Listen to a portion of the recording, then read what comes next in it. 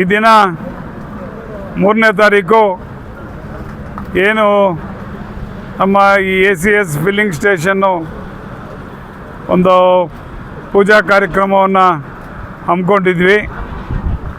ಈ ದಿನ ಎಲ್ಲ ಕೂಡ ನನ್ನ ಹಿತೈಷಿಗಳು, ಹಿರಿಯರು ಮತ್ತು ಎಲ್ಲರೂ ಕೂಡ ಬಂದು ಆಶೀರ್ವಾದ ಮಾಡಿ ಮತ್ತು ಈ ಒಂದು ಇದರಲ್ಲಿ ಭಾಗವಹಿಸಿ ಎಲ್ಲರೂ ಕೂಡ ಏನು ಈ ಒಂದು ಫಿಲ್ಲಿಂಗ್ ಸ್ಟೇಷನ್ ಚೆನ್ನಾಗಿ ನಡೀಲಿ ಅಂತೇಳಿ ಆಶೀರ್ವದಿಸಿದ್ದಾರೆ.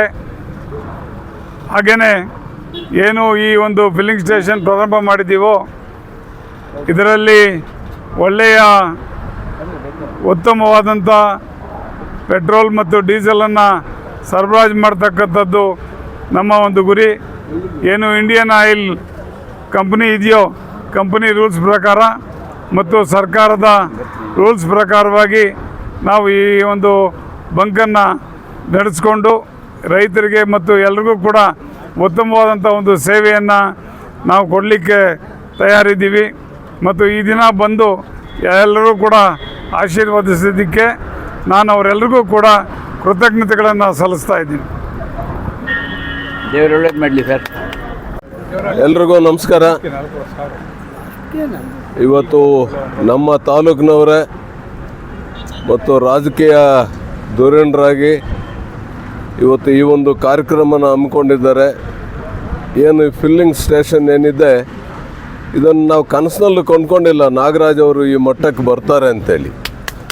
ಕಾರಣ ಏನು ಅಂತೇಳಿದ್ರೆ ಅವರು ಒಂದು ಸಾಧಾರಣ ಕುಟುಂಬದಲ್ಲಿ ಹುಟ್ಟಿರ್ತಕ್ಕಂಥವ್ರು. ಅವರು ಮೊದಲಿನಿಂದಲೂ ಅವರು ವಿದ್ಯಾರ್ಥಿ ದೆಸೆಯಿಂದಲೂ ಸ್ವಲ್ಪ ಮುಂದೆ ಬರಬೇಕು ಅನ್ನೋ ಒಂದು ದೃಷ್ಟಿಯನ್ನು ಇಟ್ಕೊಂಡು ಬಂದಿರತಕ್ಕಂಥವರು. ರಾಜಕೀಯದಲ್ಲಿ ಅದರಲ್ಲೂ ಹಾಲು ಒಕ್ಕೂಟದಲ್ಲಿ ಸತತವಾಗಿ ನಮ್ಮ ಮುಳಬಾಗಿಲು ತಾಲೂಕಿನಿಂದ ನಿರ್ದೇಶಕರಾಗಿ ಆಯ್ಕೆಯಾಗಿದ್ದಾರೆ ಮತ್ತು ಅಧ್ಯಕ್ಷರಾಗೂ ನಿರ್ವಹಿಸಿರ್ತಕ್ಕಂಥವರು. ಆ ಒಂದು ರಾಜಕೀಯ ರಂಗವನ್ನು ಬಿಟ್ಟು ಒಂದು ಉದ್ಯಮದ ರಂಗಕ್ಕೆ ಕೈ ಹಾಕಿದ್ದಾರೆ.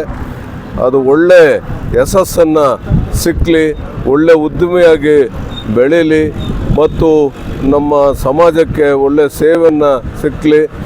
ಮತ್ತು ಅದೇ ರೀತಿಯಾಗಿ ಫಿಲ್ಲಿಂಗ್ ಸ್ಟೇಷನ್ನು ಎಲ್ಲ ಗ್ರಾಹಕರಿಗೂ ಒಳ್ಳೆಯ ಒಂದು ಸೌಲಭ್ಯವನ್ನು ಒದಗಿಸಿ ಅವರು ಮುಂದೆ ಬರಲಿ ಅಂತೇಳಿ ಭಗವಂತನಲ್ಲಿ ನಾನು ಹಾರೈಸ್ಕೊಳ್ತೀನಿ.